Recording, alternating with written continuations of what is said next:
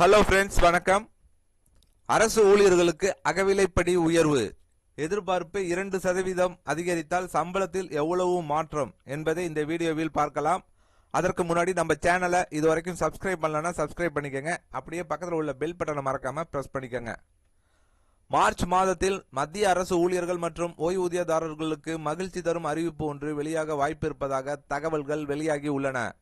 வழக்கமாக ஜனவரி 1 முதல் அமலுக்கு வரும் அகவிலைப்படி உயர்வு குறித்து மத்திய அரசு விரைவில் தீர்மானம் எடுக்கலாம் என எதிர்பார்க்கப்படுகிறது. 1 கோடிக்கும் மேற்பட்ட ஊழியர்கள் மற்றும் ஓய்வூதியதாரர்கள் இதனால் பயனடைவார்கள்.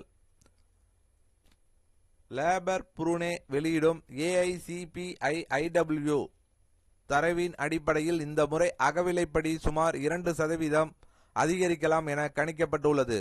தற்போது 58% உள்ள அகவிலைப்படி 2% உயர்வு கிடைத்தால் 60% உயர வாய்ப்பு உள்ளது.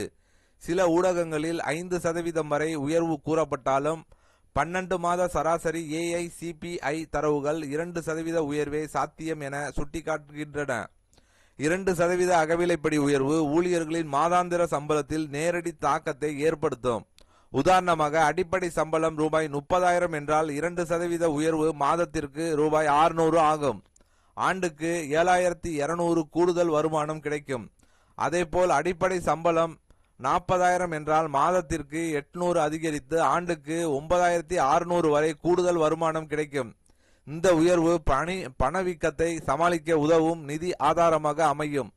ஹோலி பண்டிகைக்கு பிறகு அதிகாரப்பூர்வ அறிவிப்பு வெளியாகும் என எதிர்பார்க்கப்படும் நிலையில் 8th பே கமிஷன் தொடர்பான பணிகளும் முன்னேறி வருகின்றன. இருப்பினும் அகவிலைப்படி உயர்வு குறித்து இதுவரை அதிகாரப்பூர்வ அறிவிப்பு எதுவும் வெளியாகவில்லை. இந்த வீடியோ கண்டிப்பா உங்களுக்கு பிடித்திருக்கும்னு நினைக்கிறேன். ஏன்னா அரசு ஊழியர்கள் ரொம்ப எதிர்பார்த்துட்டு இருக்காங்க 8th பே கமிஷனுக்காண்டி. இன்னும் அதுக்கு தனியாக ஒரு குழுவை மத்திய அரசு அமைச்சிருக்காங்க. இன்னும் அவங்களுடைய அறிக்கை தாக்கல் செய்யலை. அவங்க தாக்கல் மத்திய அரசுக்கிட்ட தாக்கல் செஞ்சுட்டாங்க. எவ்வளோ கொடுக்கலாம், என்ன பண்ணலாம் அப்படிங்கிறத அவங்க தாக்கல் பண்ணிட்டாங்கன்னா அதை அனலைஸ் பண்ணிவிட்டு சென்ட்ரல் கவர்மெண்ட் அறிவிக்கும். அந்த தாக்கல் அறிக்கையில் இருக்கிறத அப்படியே கூட அறிவிக்கலாம், இல்லை அதை மாற்றி கூட மத்திய அரசு அறிவிக்கலாம். அதனால மத்திய அரசு ஊழியர்களுக்கு சீக்கிரம் அந்த 8th பே கமிஷன் வரும். ஆனால் அகவிலைப்படி உயர்வுங்கிறது அது ஆட்டோமேட்டிக்காக உயர்வு வந்துக்கிட்டு இருக்கும். அது எத்தனை % அப்படிங்கிறது 2% மேக்சிமம் உயர்வுக்கு வாய்ப்புகள் இருக்குது. சில மாநிலங்களில் 10% கூட, இப்போ கேரளாவில் 10% போட்டிருக்காங்க. அது மாதிரி மகாராஷ்டிராவில் 3% போட்டிருக்காங்க.